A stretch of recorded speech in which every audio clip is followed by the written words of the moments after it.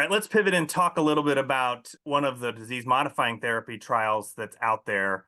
Most of you have already heard about it, but I think it's good to discuss from maybe a different perspective. None of us work for the company, but we are all involved in the trial and get a little bit of some perspective about it. So we'll talk about the Generation HD2 study, which is Roche's reboot of tominersen, really looking at a younger and earlier population. So as we think about that study, I've had a lot of patients who are like, wait a minute, isn't that a study on the drug that already failed? Didn't that drug already fail?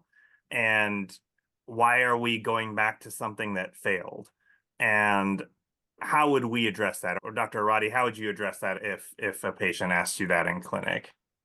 Yeah, definitely a question I get a lot too. And so, first, when we say a clinical trial fails, we mean that it didn't meet a certain benchmark that was set out even before the trial started. And usually that's one or two very specific points of data that it needed to clear so that you knew that trial's outcome wasn't just chance. So if that doesn't happen, that doesn't mean that that trial didn't teach the community something about HD and about that drug.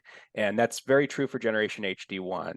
So Generation HD1 was a trial that included a pretty broad range of dosing from much lower and much higher doses, and a broad range of people in terms of age and severity of HD symptoms.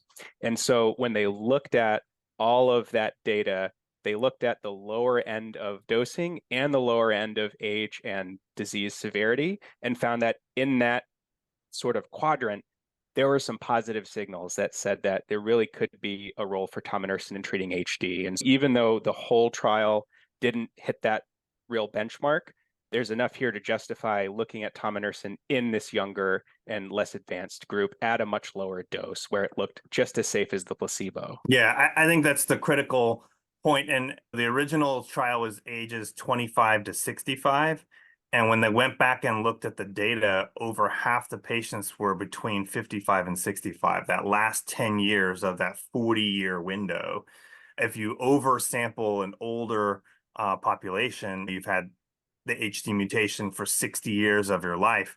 It's like trying to write the Titanic, right? It's just hard to turn when the mutation's been in the body doing its thing for that long. So maybe it's too late, and that's skewing the data.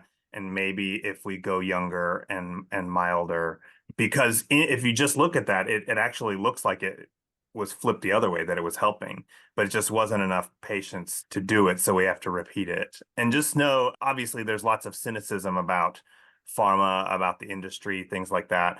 But they're not going to throw good money after bad. They already spent a lot of money on their first version of the trial, and these drug companies are not going to go back after a drug unless there's some real data to suggest that it may help.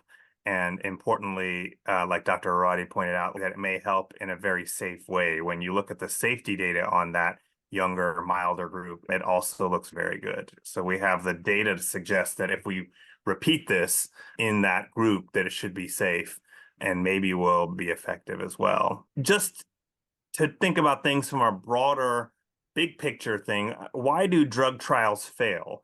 Doesn't a failed drug trial mean that the drug doesn't work at all? And Dr. Roddy, you touched on it a little bit, but a little bit more about that concept, that just because the trial fails to meet the primary endpoint does not necessarily mean that the drug doesn't work at all in that disease.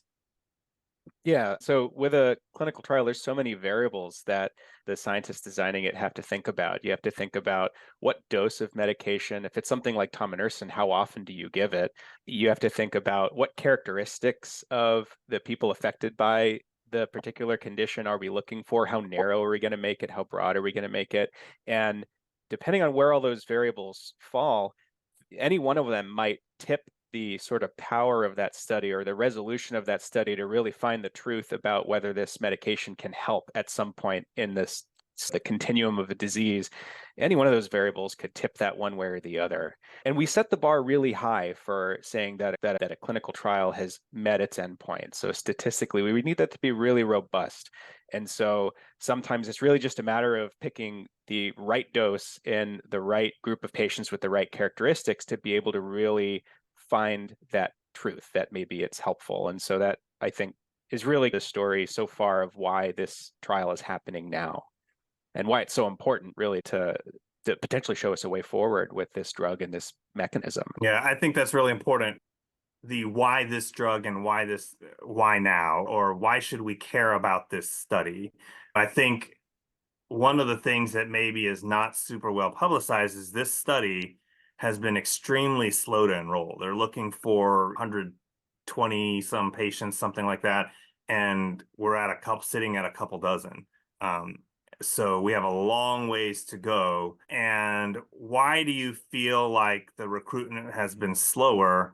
And why is there this urgency to get more patients in the study? I think that coming from a person who has to recruit at my site, I find that the people who fit the criteria for this study are not the same people who are already involved with research at my setting.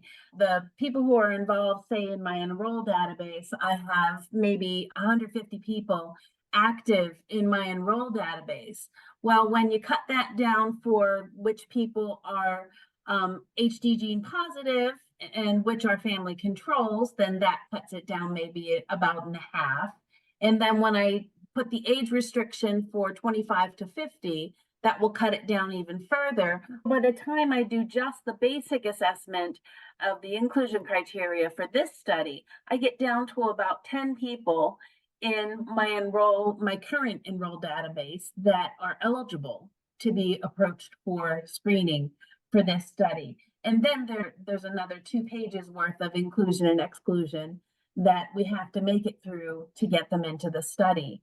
I think it really is quite a reflection that the population that we're looking for is just not very active in the clinic yet, because they're busy living their lives and don't want to even think about the future of HD in themselves, or might not be tested yet, and things such as that. Yeah, I think that's important to point out, and that's why we need you to reach out to those loved ones in your families if they are the younger, milder patients that would qualify for the study that maybe aren't engaged with us at our clinics, at our HSG sites.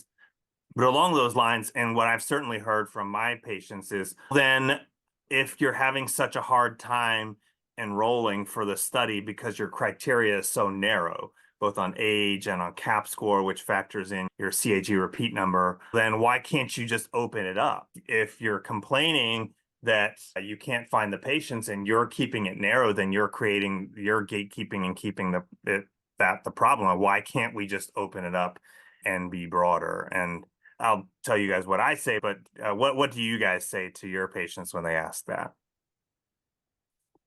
I tell them what I learned at the last HSG meeting, and when the Roche leadership program were faced with the same question, because there were a lot of investigators and coordinators in that room saying, we're having such a hard time enrolling for this study.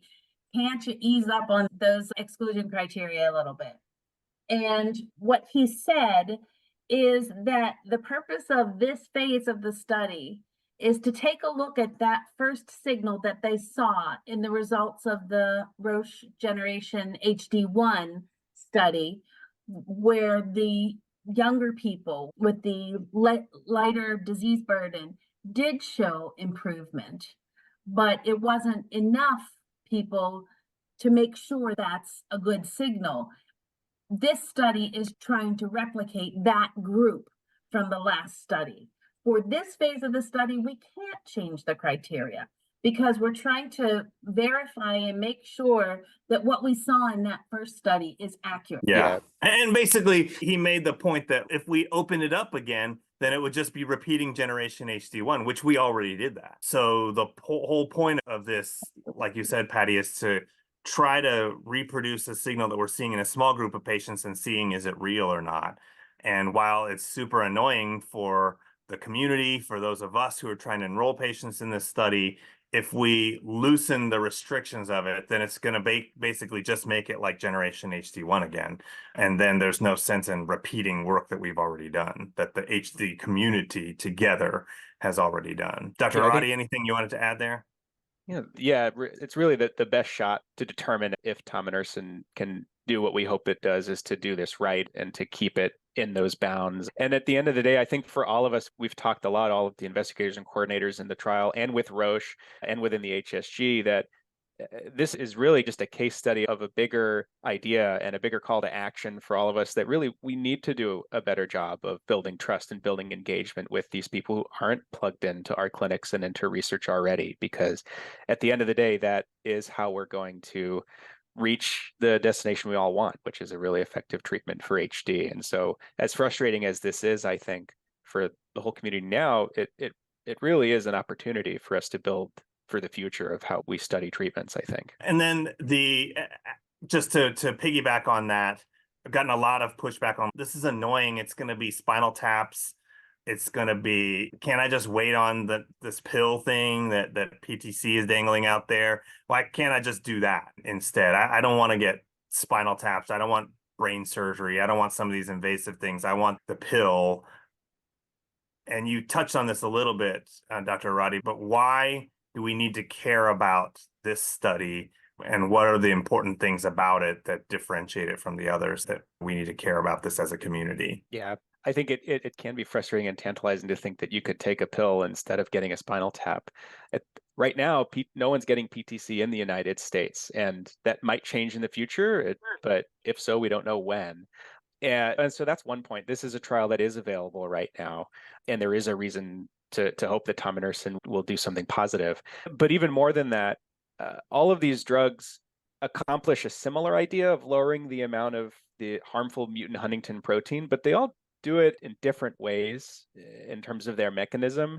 And those differences may matter quite a bit. And so it's important for us to really carefully evaluate these different methods of lowering the production of the harmful protein. And the way tominersen does it is different from the way PTC's drug does it. And so this is really an important opportunity for us to really test this particular hypothesis of huntingtin lowering. I think, and also, this is just the first quarter of the game, and we've got a long game ahead of us.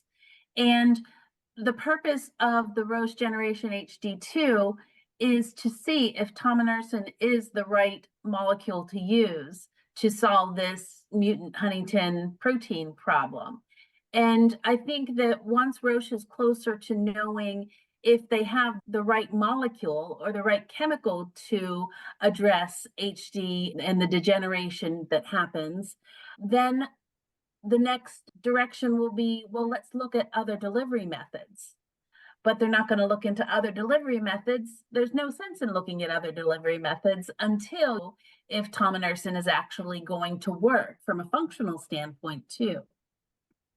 Yeah, I think that's a great point. A lot of my patients have asked, well, even if this works, does it really mean that I don't have to get spinal taps for the rest of my life? Right. Maybe. Roche is pretty smart. They may find another way. But to your point, Patty, like we have to answer does this drug work or not? If it does, then we can find a easier method of getting it in there. So I think we have to take it one step at a time. What about the concerns that the community has? And I get it. I think a lot of my patients really feel like I have a narrow window with my disease, and I have one basket that I can throw all my eggs into, right? Potentially for disease modification in my lifetime. Like, why should I throw my eggs in this basket versus waiting for another basket? And then wrapped up into that is this whole concept of, will this be the only disease modifying trial that I can participate in? Or if I do this trial, is it going to preclude me from ever participating in any research trial ever again? Is this really the one that I want to participate in because of that? Yeah. So right now, at least, and you touched on this a little bit earlier, there's lots of different clinical trials with different objectives going on right now, and that will continue to be the case in the coming years. And so disease modification by way of a gene therapy or huntingtin lowering therapy is like what tominersen is, but we have Sage, who's studying medication to potentially help cognitive impairment as a symptomatic therapy. Another company, Annexon, is developing a medication that may slow progression of HD by a totally different mechanism of trying to address the sort of overactive immune system reaction that happens in the brains of people with HD. And being treated with tominersen is not an exclusion criteria for participating in Sage. And so someone who was in Generation HD1 and got tominersen can still do Sage today. And it may be the case that other clinical trials down the road that aren't genetic therapies might still be able to enroll people who've taken tominersen. And then for me, is this the right basket that I want to put all my eggs into? I think a lot about, or I counsel my patients a lot to think about, you can't consider a basket that's not available, right? I mean, people want to wait for this perfect drug that's easiest to take that's not there. We don't know if and when any of those things are coming. We've been hearing about PTC for a long time, but the most recent updates make me less optimistic that we'll be able to get any US patients into that trial. So I think you can't wait and let these opportunities pass you by if you're interested in research. So if you qualify and you're in these windows, I think the time is now, and you just have to decide, do you want to do it and which one? And talk to your teams. I know that my patients rely very heavily on my guiding them and informing them about all their opportunities out there. And that's something that I certainly take very seriously. All of us do at our sites. So talk to your teams. We're happy to help you make the best decision for you. What I think about, also, go actually, ahead. Victor, before we move on, I also want to piggyback onto that. When you say that your patients rely very much on your direction and the information that you as the team can give them, a lot of people don't have a center of excellence close by to them or a research center close by to them, which is why I'm so grateful that we have Help for HD that provides many educational opportunities and a lot of information about research to the general HD community. You guys are the ones who are really out there reaching the unreachable and getting the information out to all of the families that we so desperately need. Because even with all of the researchers and the pharmaceutical companies who are putting these studies out there and the centers that are able to do the studies, we can't get any of this HD research accomplished without participants. So we need the families' education and involvement to be involved to get that done. Yeah. I think that's one of the messages, if we wanted to finish with, certainly, is what is the take home and what is our ask for you as the HD community? And as Patty said, we need you. We can't do this without all of you. The HD community has been such an activated and amazing partner with us as we do this research, and we just have to keep the fire burning and keep the train moving forward. That's the only path forward. I know that some clinics are trying to get more creative with their scheduling, making appointments available later in the day or possibly on Saturdays. I know that from the sponsor's perspective, I feel there's a much more robust stipend and travel expense program going on, and the stipend money and the travel expense reimbursement is available right away to those patients and families. One of the things that I like about the design of the Generation HD2 study is that it's really only a visit once every 3 months in the clinic once you get into the study. There's a lot of visits heading up to that, but essentially once every 3 months after that. So that's not too much time away from your family as compared to potentially some other studies. But we are trying to work because we are mindful that there are a lot of very busy people out there who would participate in HD research if they could. Yeah, I think that's an important point. All of us that did Generation HD1, we know it was a significant burden. We were seeing these patients a lot. You're getting spinal taps every other month, and it's a ton of visits. And especially when they're going milder and younger, Roche really heard the community and said and really backed off on that. So it's just what I tell my patients, just like you said, Patty, is once you get into the study past the screening and baseline and stuff, it's once a quarter. You just come once a quarter, which is not as intensive, certainly as Generation HD1 and as many studies.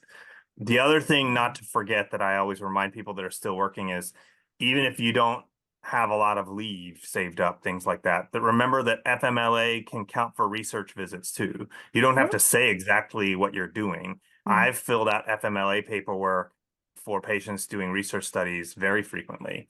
And you're saying they're coming to see the doctor. You don't have to say what it's for, that it's for a clinical trial or go into that specifics about it, but you can activate FMLA that way if your leave is exhausted. So at least your job is protected. And then it still doesn't raise that much of a red flag. If you're doing FMLA for a visit every 2 weeks, that's going to raise red flags, right? But if we're talking about FMLA visits once a quarter, that's really not that big of a deal. And it's not going to raise a lot of red flags. So those are the kinds of things that I would say for people that are still working. Dr. Arati, anything you wanted to add?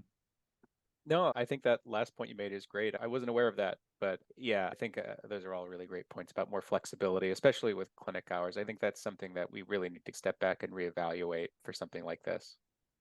So 2 quick questions with the FMLA.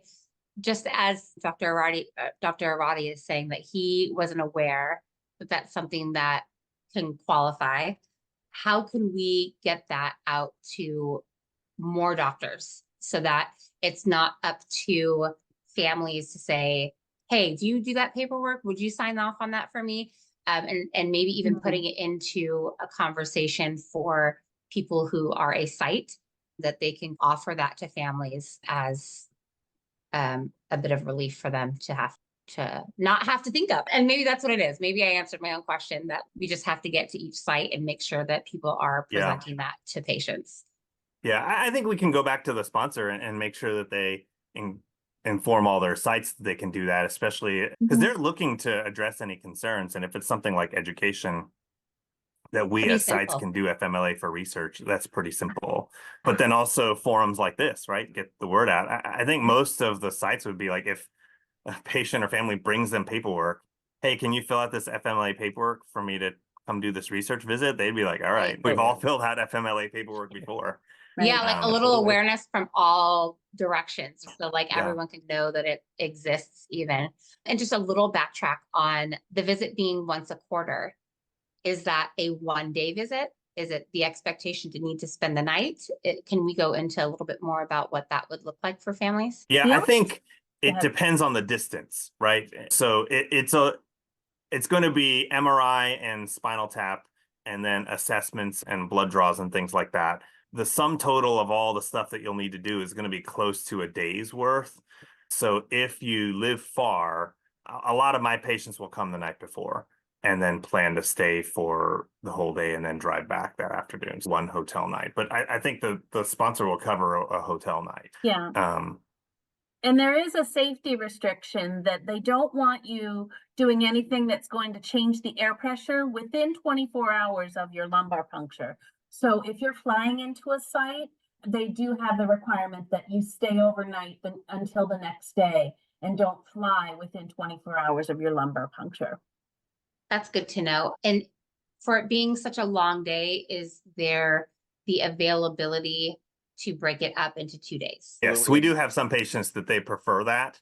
They'd rather do 2 short days.